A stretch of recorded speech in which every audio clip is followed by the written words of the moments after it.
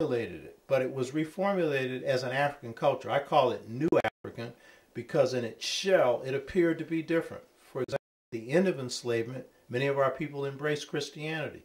But for 240, 300 years in the U.S., we weren't practicing Christianity. W.B. Du Bois made a point that in 1859, out of 8.9 million blacks in the United States at that time, only something like 450,000 were actually Christians.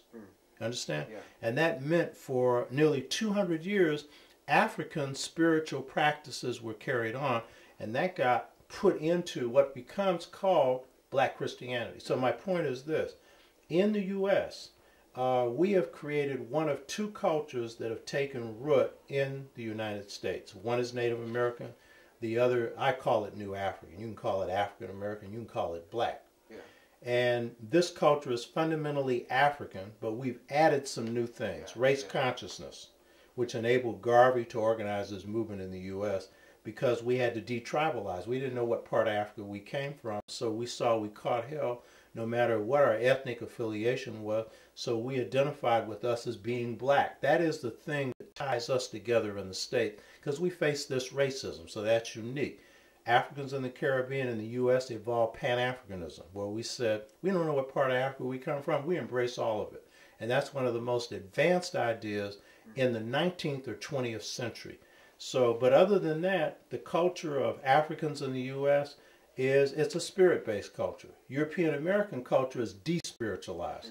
Ours is a humanistic culture. Theirs is a racist culture. Ours is an improvisational culture. Theirs is based on set-piece planning, meaning they plan everything in advance. Ours is a hieroglyphic culture where we see things through pictures. Rappers rap off of pictures. Not all black people do, but most of us do. We're hieroglyphic thinkers, and that comes straight out of not just Egypt, but all of Africa. And they are a written culture. Everything's got to be put down in writing. It's got to be scripted. We're rhythmatical, and they ain't got any. You understand? Yeah. Now, there's a few who can copy our rhythms, like older, rhythm and blues singers who copied us, you know what I mean? But basically, they aren't good at coming up with that rhythm, and that rhythm is about soul, you know what I mean? So we have been a communal people that believe in sharing. Our communalism is weaker now because we become much more individualistic and materialistic, and that's something we need to strengthen. But there's a straight up rugged materialism. Yeah. Ours is about life. Theirs is a culture of death. I'm here to tell you, most black people, here's the thing about us, and this is true in the Caribbean as well.